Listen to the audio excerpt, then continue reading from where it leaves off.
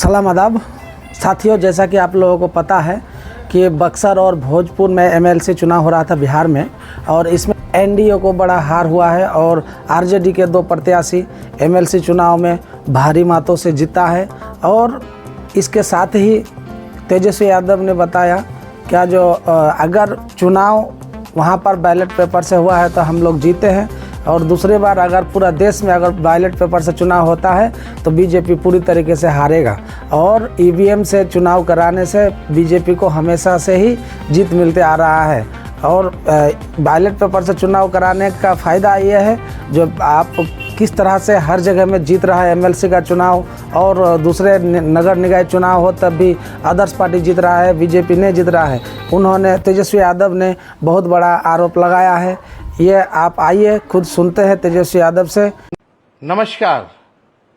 Buxar Bhojpur MLC उपचुनाव में राष्ट्रीय जनता दल के हमारे जो प्रत्याशी भाई सोनू राय जी की भारी मतों से जीत हुई है। एनडीए को करारा हार का सामना करना पड़ा है।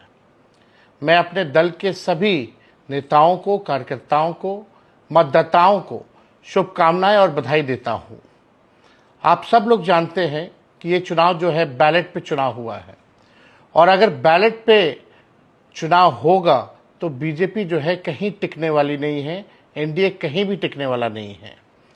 आप सब लोगों को पता होगा कि जब बैलेट पे बिहार विधानसभा की गिनती हुई थी, जो अभी विधानसभा का चुनाव खत्म हुआ, राष्ट्रीय जनता दल और महागठबंधन के प्रत्याशी लगभग 150 से भी ज़्यादा सीटों पर विजय प्राप्त किए थे।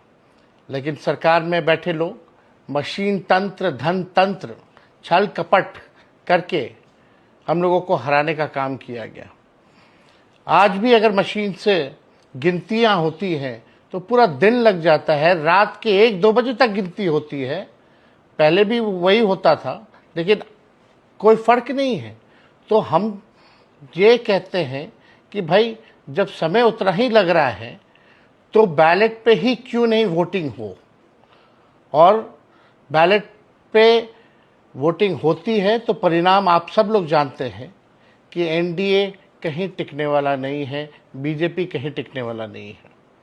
मैं पुनः बक्सर के, भोजपुर के मतदाताओं को, पार्टी के कार्यकर्ताओं को, हमारे गठबंधन के नेताओं को मैं दिल से धन्यवाद देना चाहता हूँ। बहुत बहुत धन्यवाद।